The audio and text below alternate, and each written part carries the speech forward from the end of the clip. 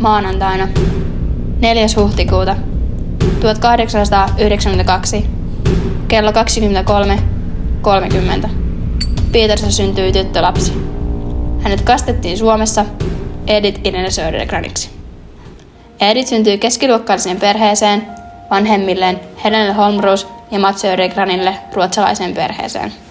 Edithin isä Mats oli ruotsinkielisestä Närpiöstä kotoisin ja hänen äitinsä oli Pietarissa syntynyt ruotsinkielinen suomalainen Helene Holmroos. Edith kävi koulunsa Pietarin saksalaisessa koulussa Petrischulessa. Siellä hän aloitti runojen kirjoittamisen.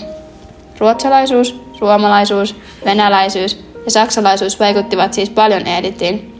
Ensimmäiset runonsa hän kirjoitti saksaksi, mutta suurimman osan runoistaan kumminkin hän kirjoitti äidinkielellään ruotsilla. Edithille isänmaallisuus oli tärkeä. Perhe muutti Karjalan Kannakselle Raivolaan, jossa Edithin isä työskenteli insinöörinä. Edithillä oli traaginen lapsuus. Hän eli köyhyydessä. Hänen kaikki sisaruksensa kuolivat nuorena. Myös hänen isänsä kuoli Edithin ollessa vasta nuori.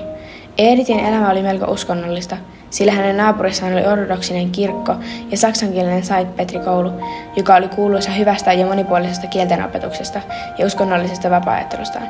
Edithistä tuli vuosien varrella hyvin vaitelias ja hän varoi paljastamasta oleellisia asioita yksityiselämästään kenellekään. Edes hänen lähimmät ystävänsäkään eivät tienneet hänestä paljon.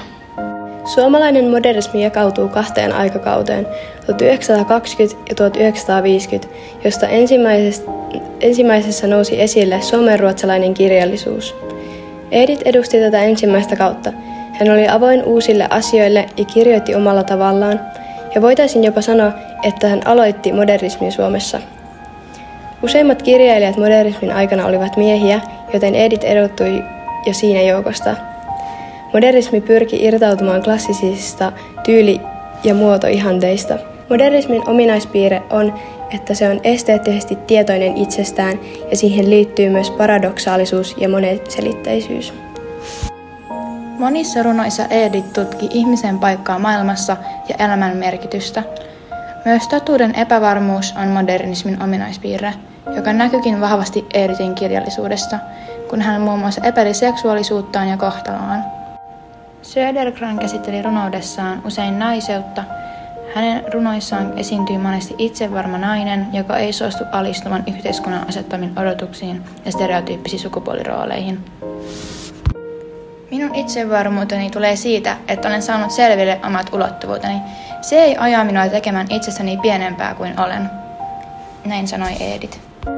Yleistä modernismissa on myös perinteisen kerrontakulttuurin hajoaminen ja lainausten käyttäminen. Modernismissa käytetään muun muassa myyttisiä arkkityyppejä, metaforia, symboleja ja kielikuvia.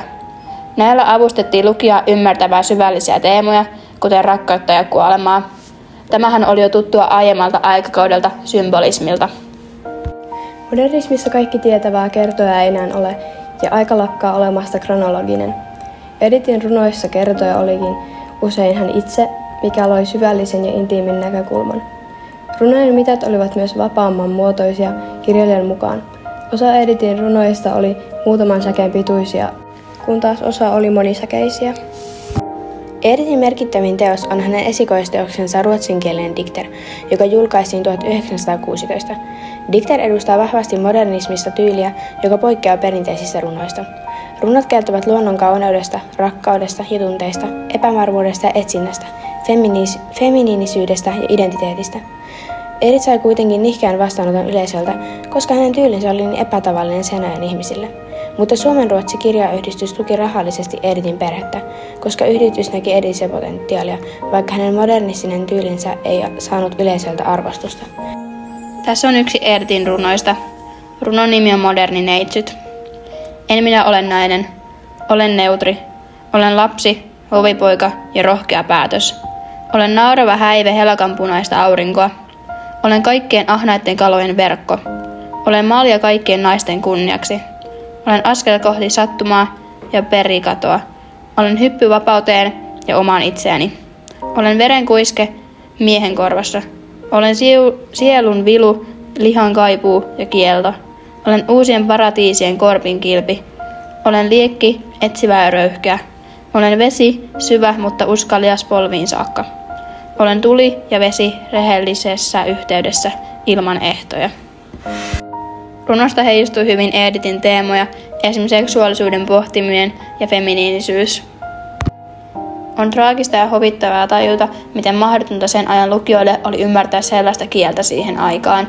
Editin ajan ihmiset eivät olisi mitenkään voineet ymmärtää Editin runoissa käyttämää kieltä. Edith Södergran sairastui tuberkuloosiin 16-vuotiaana vuonna 1908.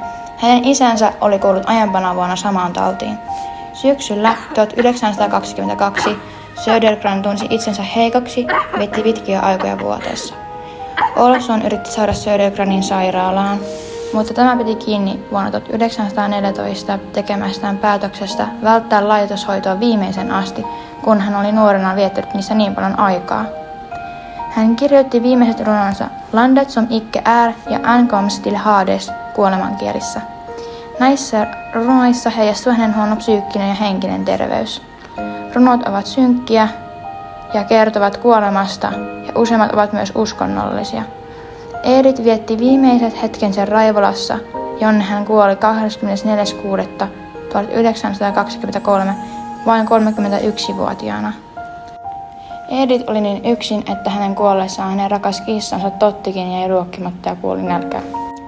Edith Södergran on kansainvälisesti tunnetuin, tutkituin ja luetuin suomalainen runoilija, vaikka eläessään hän ei juuri saanut arvostusta pienen Suomen ruotsalaisen modernismipiirin ulkopuolelta. Hänen tuotantonsa on välittänyt pohjoismaiseen lyriikkaan eurooppalaisia moderneja vaikutteita. Hän on inspiroinut monia luovia adaptaatioita hänen runoudestaan monissa eri muodoissa, esim. Teattereita, musiikkia, ohjelmia ja taidetta. Edithin arvostus näkyy myös siinä, että hänen tuotantonsa on käännetty yli 40 kielelle.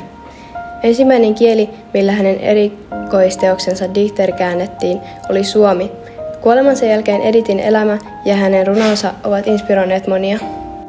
Edithin teoksia luetaan yhä ja hänellä on paljon erilaisia lukijoita. Edith oli yksi ensimmäisistä pohjoismaisista runoilijoista, jotka uskalsivat luopua loppusoinnuista ja tehdä vapaamittaisia runoja. Kun muut modernismin ajan kirjailijat on unohdettu, Edith on jäänyt eloon ja hänen runojensa luetaan edelleen ja käännetään eri kielille. Edithin runot ja aiheet ovat vieläkin tällä hetkellä olennaisia ja jokainen voi löytää edes yhden samaistuttavan runon hänen kokoelmastaan. Erityisesti kirjailija Anita Rahikainen on tutkinut ja kirjoittanut Edithissä todella paljon ja voisi itse sanoa, että hän on omistanut koko elämänsä Edithille. Edithin runoissa näkee ajallisen ja paikallisen kontekstin hämärtymistä, mikä luo universaalin ja ajattoman tunnelman.